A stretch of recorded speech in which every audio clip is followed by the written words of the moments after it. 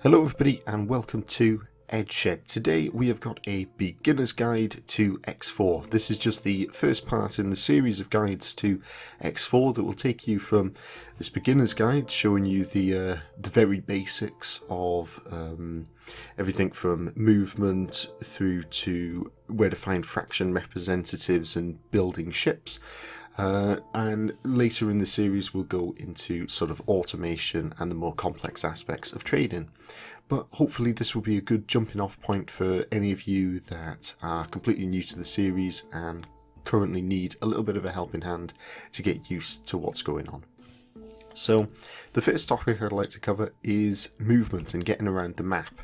Now thankfully for me, most of the map is filled out, or certainly a large amount of the map is filled out. But for a lot of you, you might be starting the game and you'll be starting as the young gun, and this will be all you can see on the map, and you won't be able to see all these various gates. These are thankfully very close by, so you will see them, and these are the jump gates, similar to one that you can just see in the distance down there. But what I would recommend is using Google. Maybe you do want to drift around for a long period of time trying to find all these gates, but it is far easier to use sort of some maps that you found on Google to just give you a basic idea of how to get started. And this this highway in effect that I'm by now, this space highway that you can see just in front of me, once you've got that, it fleshes out your map enough that then exploring becomes a bit more fun as opposed to a frustrating challenge of not knowing where everything is. Now, obviously you're welcome to just use what you can see on the screen in front of you, but I will leave some links in the description below to various maps that will give you a better understanding of where things are. Once you have got out to this highway, as I say, and that's something that I definitely recommend you going for quite quickly, you can simply use it by flying into it, and this will start to drag you along its current. So we'll do that now. And once you're in there, you can move a bit left and right, and to get out of it, you're simply going to need to pitch up, and obviously we can now come back down into it if we wanted to. But equally we are out of it should we have wanted to leave. And once you are in it, and sometimes it does that thing that's just on there where it will jump you out of it, don't worry, just fly back onto it and it will eventually do it for you. It will start to take you around the big ring, and it'll take you through all these gates, keeping you on the highway, and it will fill out your map quite nicely to give you a good base of how to get started. And I've started a few games already, and this is definitely the first thing that I do so that I can just start to see where everything is, and it sets you up quite well for if you're wanting to start trading. So now you've travelled along the highway for some period of time, and maybe you've stopped at a particular station and you're wanting to get around in a particular station a bit quicker. If we look at this, this is a Paranid wharf, and it's a little way away from us. So what we can do is we can press enter and we can change our mode to travel mode. We can also use shift and 1, and this will put us into travel mode, and this will mean that you can travel significantly faster and we'll be able to get there pretty quickly.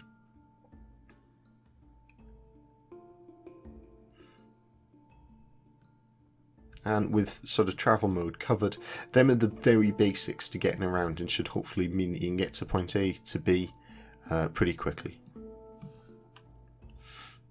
Now, once you've got the map explored and you feel reasonably confident with getting around, you'll probably want to start looking for some missions to do.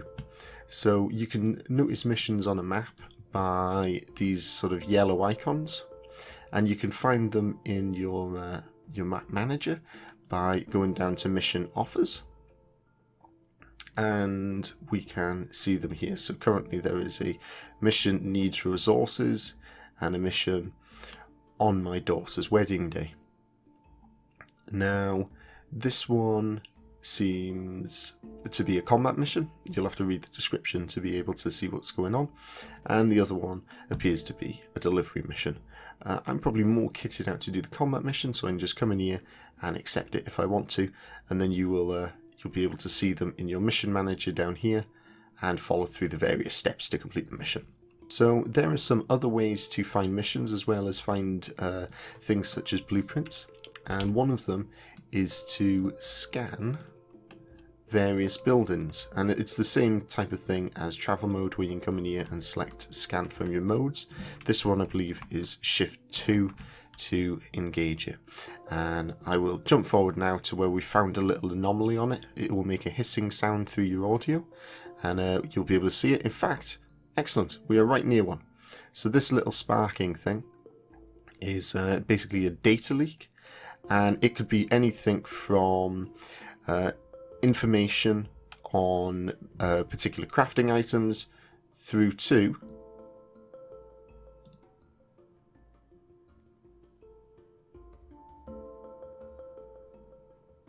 a mission like this. Now, this particular mission, I believe you always get the first time you scan these, and it's something that you should definitely do. It's really fun and will help you get started in the game. So definitely start scanning, find one of these, and it should throw you down a particularly interesting narrative mission. So as there's lots of options in this game, missions may not always be what you want to do to earn money. You may in fact want to do trading. I know that that's what a significant amount of people tend to want to do, and you can usually, or the best way to find out where stuff is to trade is to use your map. And up in the top right hand corner you'll see antimatter cells is currently selected, but we will delete that. We'll get rid of that, and we can go over to the filter settings, and we will select some wares that maybe we want to try and sell, or buy and sell to trade. So we will select energy cells, and we can now see that energy cells are sold for 17 credits and they are bought for 21. So that's quite a tidy profit, especially considering you can buy quite a lot of them. Now, energy cells, if we, sorry, sometimes I click on it, and you shouldn't click on it because otherwise it doesn't like it. But if we hover over energy cells, you can see a line comes out and it points down to somewhere in the Argon Prime section. And if we hover over it, it is this solar power plant. So if we were to come over to this solar power plant, we could buy energy cells at 17 credits. Be careful though, because the more you buy, the more you push the price up, and you might end up spending more than 17 credits. Now, we can also see that energy cells are bought over here for 21 credits. So if we would then take those energy cells that we've bought and bring them over here, we could sell them for a tidy profit. Again, be careful though, because the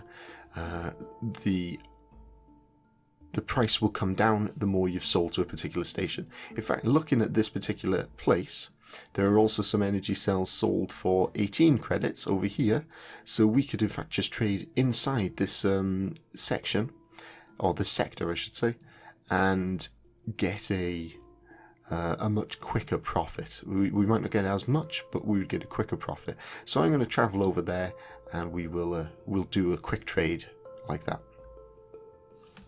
Right, so now we're in this sector, we can begin trading. So it's, I believe, this particular power plant that is selling them for 18 credits, and then it is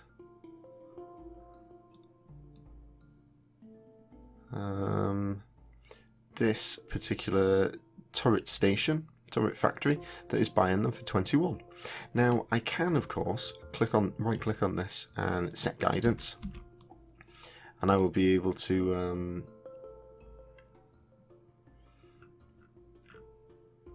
my ship appears to be having some issues. There we go, it's all fixed.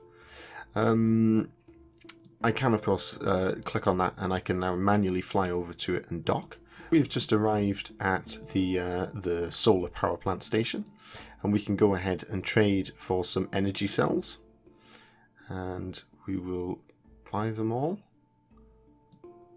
And we will buy them all for 15 credits. Now this isn't actually a trade ship, so I haven't got a huge amount of space to store them. Like if I had a bigger space, I could obviously buy more. But if I buy them all, we'll see the price has also gone up to 18.3 credits now. So it's gone up a bit, but not a huge amount. So I can probably do this trade a few more times. And we can now undock. There was, I don't know if any of you noticed it, a little waited for trade to complete sign on this. You'll need to obviously wait for that to happen before you can undock. But once that's done, we're now free to go. And it is this station over here that will buy them. It is a missile component factory. In fact, there are quite a few other stations here that will buy them. But we'll travel over to this one and we will sell them in a second. Okay, so we have now landed at that factory. So it's the missile component factory. And we'll be able to sell our energy cells and hopefully make a little profit. So if we go to trade and energy cells, we can now sell them all. And you'll see that it gives us the transaction value. So it would look like these are only willing to buy some of our cells. So we'll have to find somewhere else to sell the rest. But we will make a profit of 1900 credits. So nearly 2,000 credits. Not a huge amount. It would be better if we had a bigger ship, and also maybe if we'd have found a station that buys more credits in bulk. But you could obviously work out the details of becoming a entrepreneurial genius. With you now making some money from your trading, you're probably going to want to be able to buy a bigger ship or newer ships, and you can get a lot of ships from these Teledee wharfs. They will sell small and medium vessels. Now it's the medium ones that are normally used for trading. Equally, shipyards like this Teledee shipyard, they will sell large and extra large ships, so effectively the capital ships and destroyers. Now for us, we probably want a new trading vessel, so we can come down to this. We can right click on it and we can buy ships. Obviously you can land on the station and you can go find the shipwright and talk to him. Either way, you'll be presented with this screen. So the first drop down is a size, so we'll take a medium one, and we will want a medium transporter. So we can build this. Now you will see various selections down the side which you can click through and upgrade. You'll see certain things like these shields where they have 2 slots. So if we place one shield in one, we can then come over to the other one and we can either place a different one or the same type in it. But if you wanted to like really max out your ship, you'll want it to come in and fill all of those in.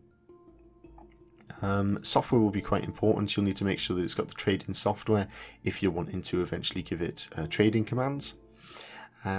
Equally, if you don't want to go through all these and customize and fiddle with it, what you can do is you can come to select loadouts and you can select a minimum one, which I wouldn't recommend as it's literally just an engine and the basic software. Or you can select the highest preset, which is basically the very best stuff that you've got. You might then want to come in and customize it a bit, like change out object scanners to just basic, because it's just a trade ship, as well as maybe long range scanners to just basic. But the basics are, or the basic loadouts are very good and can be a great time saver. So we can now go add to shopping list. And we'll see that we've got 1 in the shopping list, and we can actually use the plus icon to say that we want to build several others. And all of the stations and wharfs that build ships have resources, and if they haven't got enough resources to build your ship, you'll see it turn yellow and it will say not enough resources on this station at the time. So it'll build 4 of them for us if we go ahead and do this, but it won't build the 5th one until it's got enough resources. So we probably don't need 4. If we just come down to, I don't know, maybe 3 and we click confirm, these will start building. The time there is in seconds, so it will be 2 seconds for it to build. Oh, sorry. The time there is in minutes, so it will be 2 minutes for it to build.